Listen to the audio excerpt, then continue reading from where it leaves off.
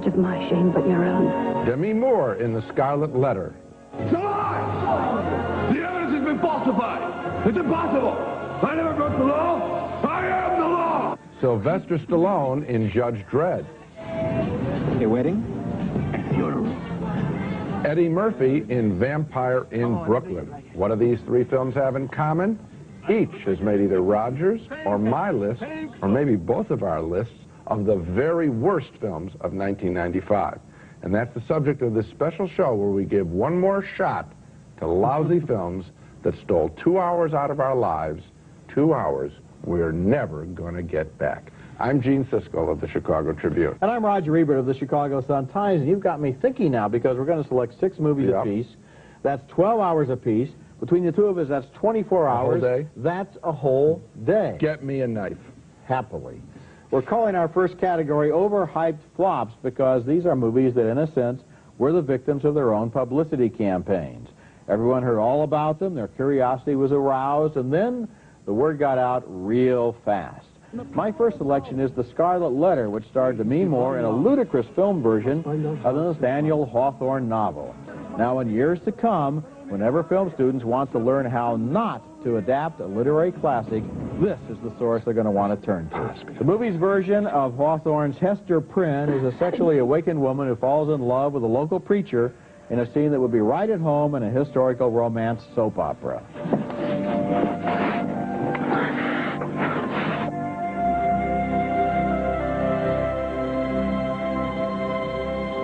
My second overhyped flop was Mighty Morphin Power Rangers, the movie, based on the toys and TV show that are really popular with kids, but in this live-action version, the human actors still seem like little more than cartoons, and you could only tell them apart by the colors of their costumes.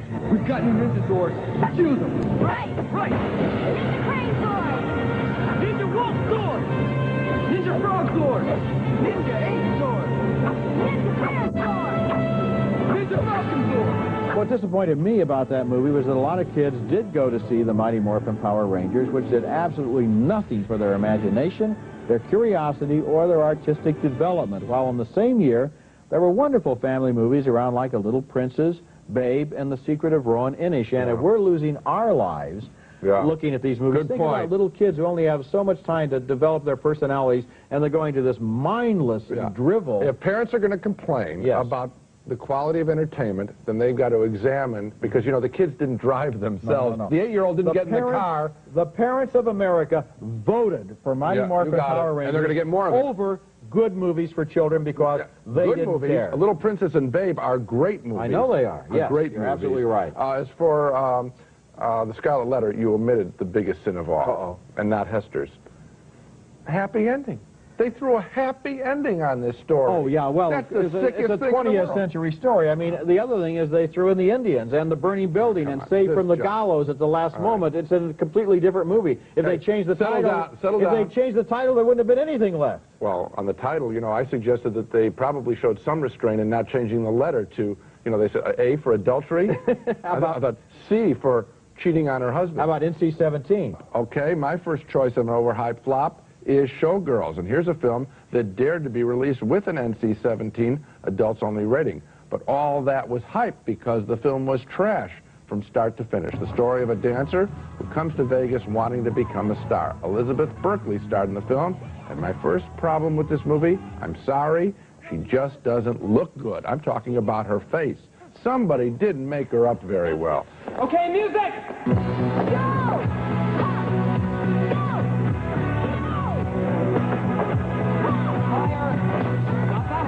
Then our innocent has to do battle with assorted sleazeballs in Joe Esterhazy's sordid script that mixes sex and violence and teaches us nothing about Vegas Nothing about lap dancing or about vaulting ambition.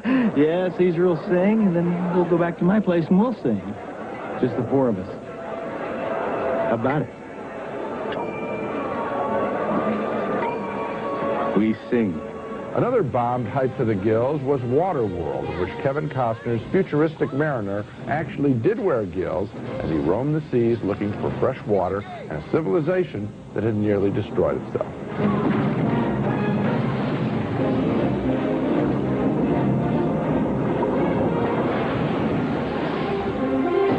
Waterworld was simply Mad Max on jet skis. Not original and always very grim. Just what we want from Kevin Costner in an action picture. He's miserable on screen to all people all the time. Yeah, it's a real downer. And you know, when you think about these two movies and the resources that went into them and the millions and tens of millions of dollars, you realize what they didn't have were scripts. With all due regards to the millions of dollars Joe Esterhaus makes, he hasn't been writing scripts lately. He's been hyping concepts to people. One line. Then they attach a star to it. Then they get a budget. Then they start building sets. They don't have a story. They're still rewriting the story when the movie is shooting. It's all forget third act trouble. This is all just premise. There's no second act. There's no third act. You got it. Okay, when we come back, more of the year's worst movies, including a category we're calling Stupid Superhero. Double whammy. Double whammy. Continuing our special show on the absolutely, positively worst movies of 1995, our second category of bad films is called Stupid Superheroes. And I really hated Judge Dredd with Sylvester Stallone, continuing to destroy his reputation by playing an all-in-one, futuristic justice machine, cop, judge, and executioner. And code 3613, the first-degree murder was your judge. I guess life.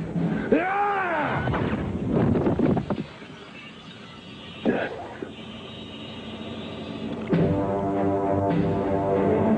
Court's adjourned. Now, Sylvester Stallone can write wonderful scripts. The first two Rocky pictures are proof. But for years now, he's dropped his pen and turned himself into a creature about as human as a cannon, an international fighting machine who says little and presides over explosions. Judge Dredd was just more of the same. You know, I don't care. You know, out there he gets $20 million a picture. I know he does. What's his reputation worth? Yeah, well, it's worth $20 million a picture, obviously, because that movie was a big hit overseas and it made a lot of money. The problem is that people go to see it and they leave feeling empty because it hasn't done anything for them, for their imagination. They've just passively absorbed explosions and special effects and chases, and after a while it just deadens you. You know, Roger, I never have looked at the camera and talked to an actor. I'm going to break this tradition right now. Okay. I know, Stallone, you probably hate my guts. You think I hate you. I don't hate you. I like your talent. I want you to use it. This isn't what you were put on Earth for. You can do this in your sleep, and sometimes it looks like that's exactly what you're doing. That's very inspirational, Gene. I think I'll make a sermon later in this show, too. Okay, and I'll pass the plate, too. If I get inspired. Okay, that's terrific, and we'll sing a hymn together. Oh, I'd love to hear that. Okay, my choice in the stupid superhero category is Tank Girl, which starred the usually effective Lori Petty in a bizarre futuristic fantasy about a desert world where Tank Girl lives outside the system and encounters the kangaroo-like mercenaries called the Rippers. And like, what are you doing here? Is it true what they say about guys with big shoes? Yeah? He asked you a question, answer it. Hey, I have 2 words for you. Brush your teeth! I think the problem with both Judge Dredd and Tank Girl was that they devoted all of their attention to the special effects and not enough to the characters and the story. I'm repeating myself. Yes, it's like a broken record. Yep. They build these amazingly wonderful, beautiful sets. It all looks like, you know, a real world out there. Yeah. And into that world, they put nothing. No ideas, no characterization, It sucks the no energy motivation, right out of the screen. no witty dialogue, nothing. We've said the titles. We don't want to give them any more screen time. Coming up next, more turkeys from 95, lousy movies with good actors. Bad career move movies are next. Complete and utter stupidity. It's a curse. Continuing our special annual program on the worst movies of the year, we're calling our next category Bad Career Move Movies. These are movies that star actors with talent who never should have gotten within 1,000,000 miles of these scripts. For example, take Wesley Snipes and Woody Harrelson.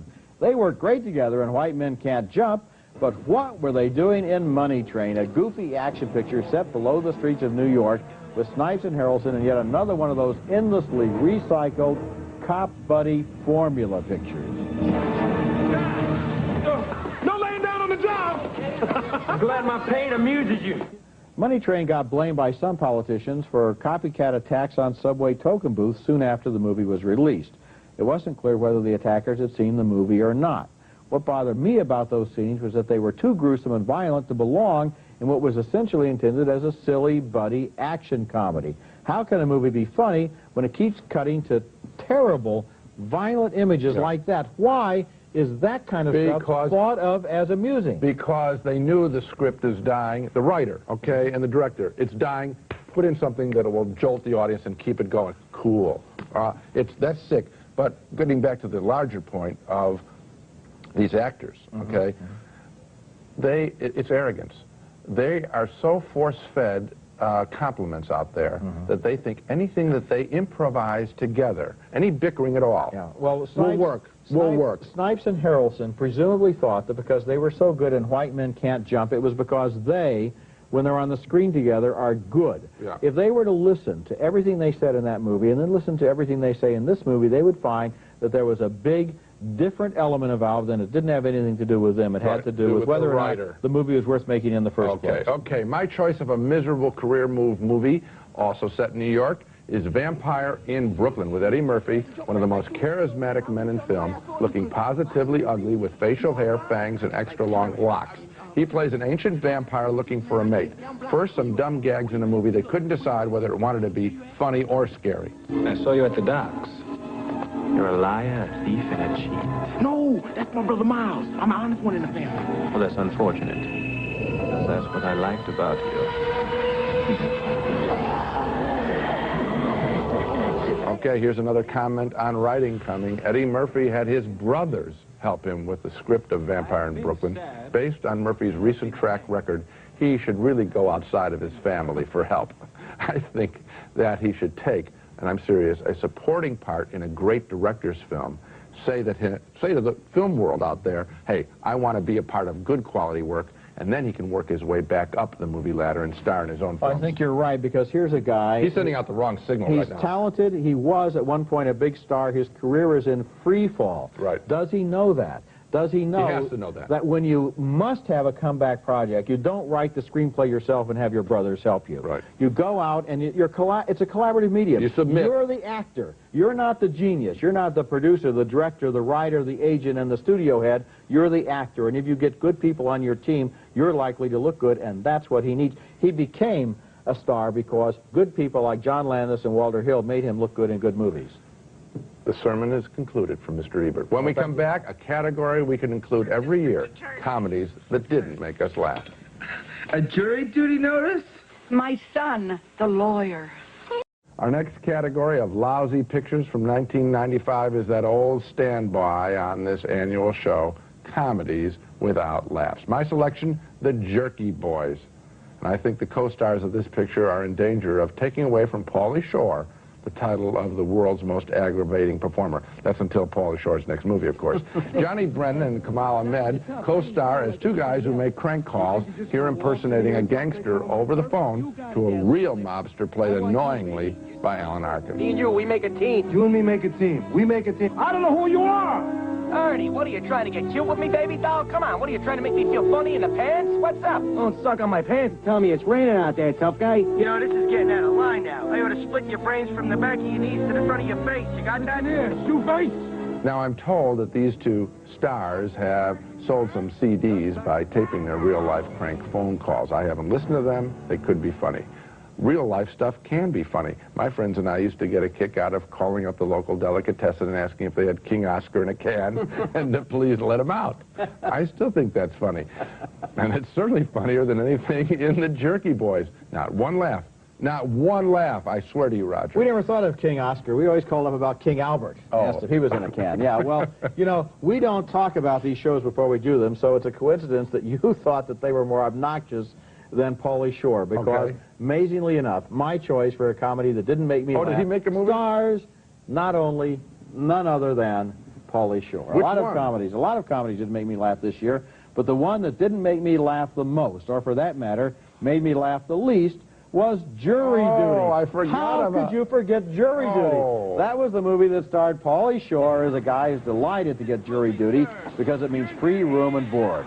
His strategy in the courtroom is to do everything possible to make the trial last as long as it can because he likes the free lunch. What in God's name are you doing here? Your Honor, I don't think it's fair that you guys get to have your own little powwow over here where we can't listen. We have to hear truth for information. You're a juror. Get back in that box. This was a year when a lot of comedians followed Jim Carrey's lead and made movies where they tried to be dumb and dumber. In our business, you get to be a connoisseur, and I would rank them like this. Jim Carrey is a virtuoso, a genius, obviously. Chris Farley and Tommy Boy, remember that one? Oh. At least he was hard-working. Sure, thumbs down, thumbs down. We're talking on a continuum here. From Jim Carrey to Chris Farley. No, Chris Farley. No, okay, wait a minute. But we don't have room then at the bottom of the scale. Start digging. For Pauly Shore. He was in a category of his own, a category that I recommend be discontinued. Well, you know, I'm sure he's sitting there laughing, saying, that's exactly what I ought to do. I'm not trying to appeal to you. Hey, you didn't get it. You didn't get it. You, Mr., you know, middle-aged. Yeah, right. I'm going for the idiot kids out there. Yeah, well, they're not idiot enough. The kids these days are just too smart. Even the ones with IQs of 50 are too smart for Pauly Shore. What do you say? Right, Roger. Coming up next, our individual choices for the single worst movie of 1995. Could we possibly agree?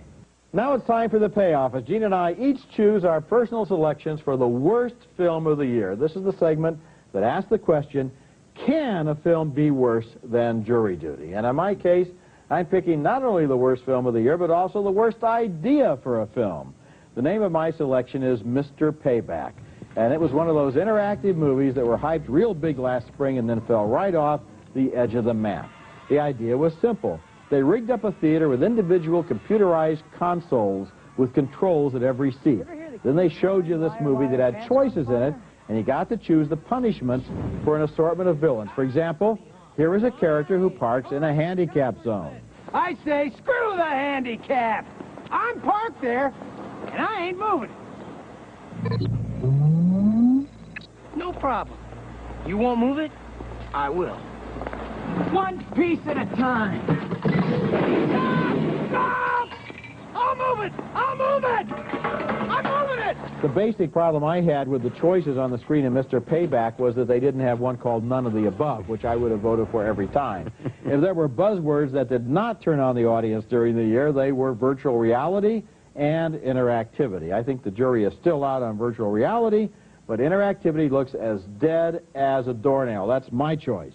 The reason is very basic. We don't want to interact with the movie. We want it to act on us. That's why we go, so we can lose ourselves in the experience. If we're going to have to make the choices, we ought to be paid instead of the writer. Or you do what's out in the lobby of some theaters, which is play the video game. Don't try and mix the two of them together. It's not going to work.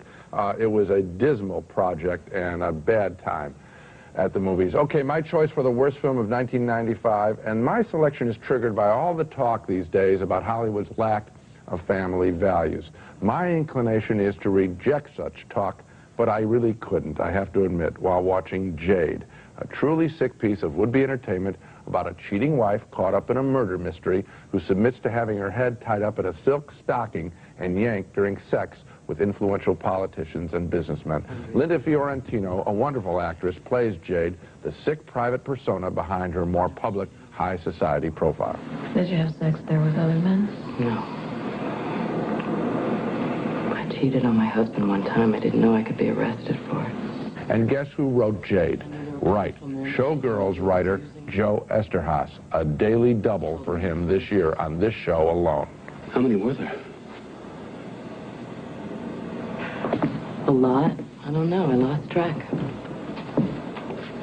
How could you let them do this to you? They didn't do anything to me, David. It was my choice. I liked it. I was in control. Jade was made by Oscar-winning director William Friedkin, the director of The French Connection and The Exorcist, a once great talent who has fallen in hard times. I picked Jade as the worst movie of the year because it seemed to symbolize a year of many bad films with sick, anti-life themes. Well, I didn't think it was that bad, although I certainly did vote thumbs down, and I agree with you that the story was not understandable. I think that basically if they had been able to pull together the story and make it into a good script, like Basic Instinct, might have worked. Who knows? It just didn't. It's not there on the screen. No, Roger. it isn't. I know it isn't. And you know the level of luxuriating in depravity. Oh, yeah. Well, these guys don't really have any sympathy with women. Esterhaus, in particular, doesn't really understand them except in terms of pornographic fantasies. And since he can't, obviously, as Showgirls proves, write good pornography, maybe he should just give up trying and make movies that only have men in them, since maybe he understands them. That's it for this special show. Next week we'll be back with our annual memo to the Academy. Now, that's one of our favorite shows, the show where we look back over the best movies and performances of 1995, and we give the voting members of the Academy our advice about how they should mark their nominating ballots. The Oscar race is on, and that's next week. Until then, the balcony is closed.